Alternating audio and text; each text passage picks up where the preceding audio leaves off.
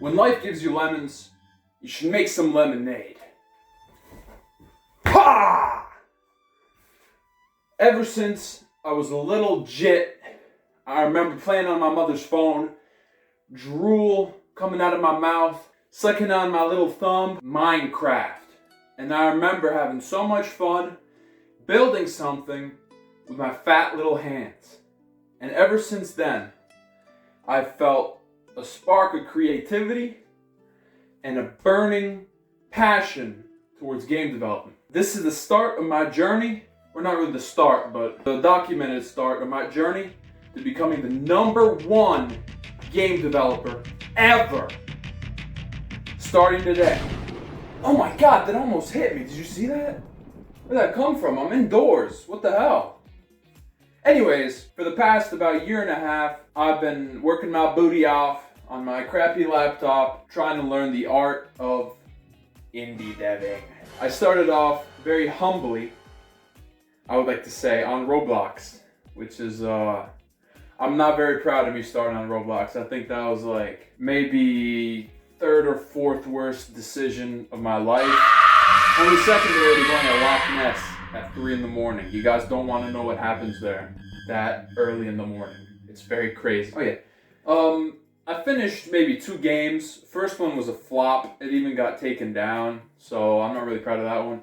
But the second game, Lost Continent RPG, it got me at least 3 people to play it and at least $1 from it. So I'm pretty proud of that.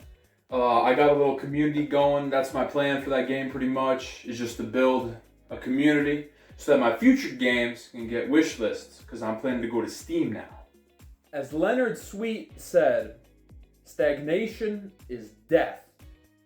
Now, to complicate that phrase a bit more for you brainiacs out there, not going out of your comfort zone means defeat.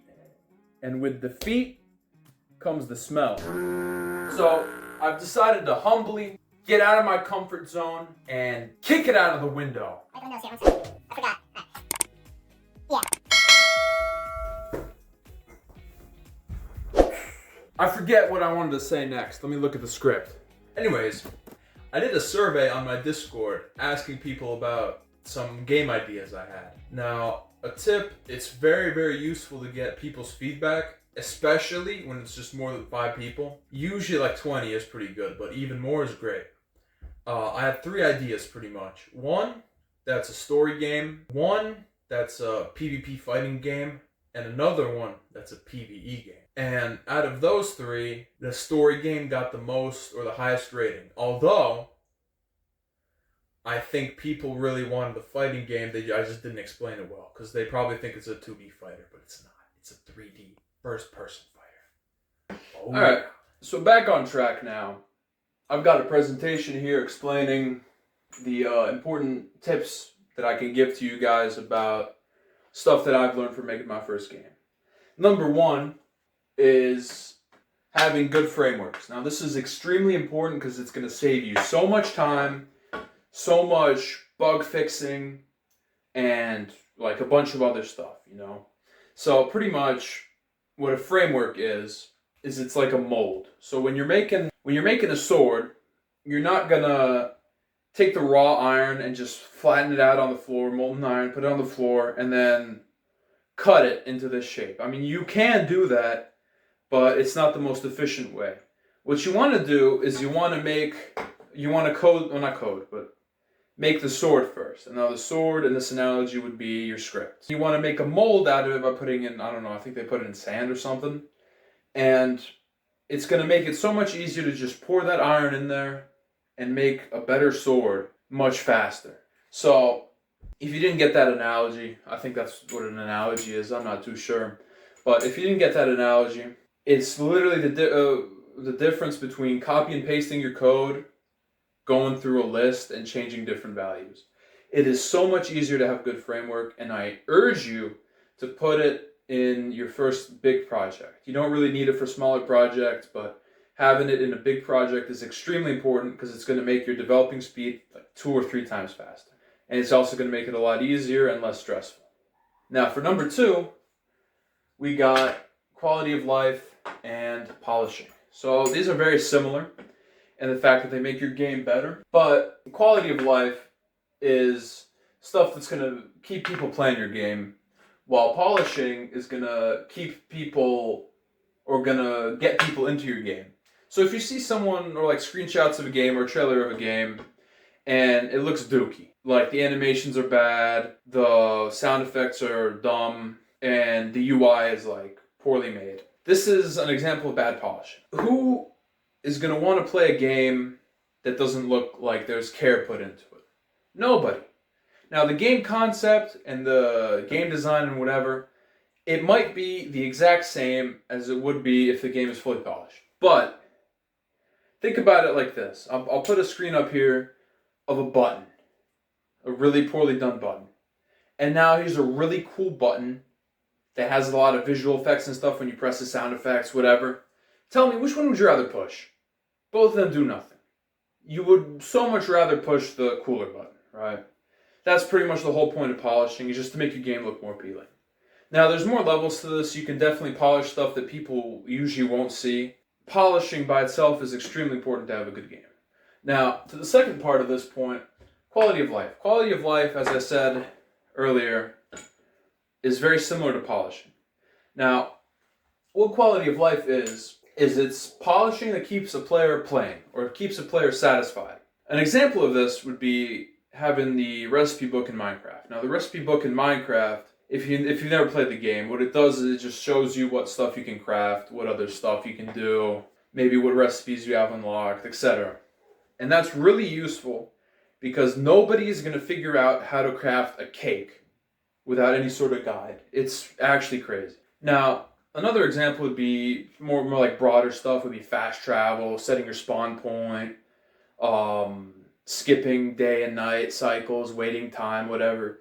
These are very, very just general stuff for quality of life. But usually you want to have someone test out your game and listen to what they complain about and then polish that out and make it more easier. So for example, if your friend comes and they're saying like, oh dude, when I'm in a combo or when I'm stunned and I press left click, it's really hard to like get out of the, or like attack after being stunned or like block after being stunned. What you want to do is you want to add input buffer to just make it so that your input buffers. I know, it's really smart, right? But yeah, that's it for the second step. Now, the third step, I need to check out because I need to read the script. 1 second. So the next important thing is feedback. Now, feedback is extremely important, but you can still be successful without it. Now, what do I mean by feedback? Feedback is pretty much asking your friend or family member or a stranger to play your game and let you know what they think about it. Now, an important thing to getting good feedback is you should be asking your friend who's a jerk, or you should be asking a stranger. And they'll give you maybe if your friend's a real jerk, they'll give you bad feedback, but usually you don't want people who are going to glaze you to give you feedback, because then they'll just, you won't learn anything. But feedback is extremely important because it keeps you on the right track when you're making a game. You don't really want to make a game that nobody besides you on the planet likes, right? You want to be getting feedback every 2 or 3 months or so, or every major like leap in game development you make. So for example, if I'm starting a game, I want to get feedback on a game concept, right? If people say it's bad, don't make it. Unless they're haters, but that's different. Usually when you give that type of opinion, you ask someone for an opinion on a game idea, they'll always say it's good. So you want to have 2 or 3 different ideas that people can, they say which one's the most appealing to them. And that really helps out. It helps you get a good concept of what people actually like. But usually you should, especially if you're an indie developer, you should be focusing on what you want to make. Because the worst thing that happens at the end of the day, unless you're trying to go for money. If you're trying to go for money, yeah, you need feedback. But if you're trying to do it for creative fulfillment, make what you want to make. Make games for yourself, not for others. But you still should try and get feedback. It's really useful. The 3 main stages of when you need, or I don't know if it's 3, I forget, is number 1, like I said, when you get the idea. Number 2, when you start making a little prototype or a demo. That's when you need to get extra feedback. Number 3 is when you're about halfway done through the game. Number 4 is pre-release. Number 5 is when you have a finished product, because it helps you polish some stuff you might not have noticed yet. After that, post-release, you should still be accepting feedback, because we're in the day and age of live service games. It's not like you ship out discs to people anymore. You can just update the game if people don't like something. And then the next thing, I think this is number 4, is bug testing. You need to fix bugs as soon as possible. I don't even know why I put that on there. I think everyone knows that. I'm just going to skip over it. Now, number 5 is, as long as you make it, you can always make it better. Now, what do I mean by this? As long as you put in effort to do something, it's going to exist. Now, if you don't make anything exist, you're not going to get anything out of it, right? No one ever succeeded by not doing anything. Like trying to win the lottery without buying lottery tickets, you know? Or try and be Mr. Olympia without picking up any weights. It's impossible, right? Maybe you don't have the skill set right now to make something the perfect version of it you want it to be. But you will later, and you can always come back to it and make it better. For number 6, this is mostly after you finish a game, but your community is an echo of how you treat it. I remember when I first started getting players in my Discord server, and they were asking questions and stuff. I tried my best to be helpful, to be kind, and to be supportive. And what I learned from that is that your community will follow in your footsteps. I remember it was really, really a nice feeling to see other people help out others when I wasn't there to help. The way of victory. Never forget that you are born to win. So many times have I been a willy's length away from quitting just to see insane progress the next day. The day before my game Lost Content blew up, I did an announcement. I said, this is probably going to be the last update on the game because I'm moving on to other stuff. Literally the day after, the game blew up. So that's one of the many examples. I've had a few before, maybe not to that extent, but A tree can only reach heaven if its roots dig deep into hell. who the hell was that guy? Anyways, he was kind of spitting facts though, so I'll give that to him. You really need to learn that only through hardship can you make stuff. Yeah, very motivational, I know.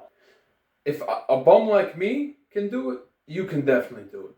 So you need to remember to believe in yourself. That's the most important thing, besides actually doing stuff. Thank you for watching this video. If you enjoyed it, please hit the like button and the bell notification icon.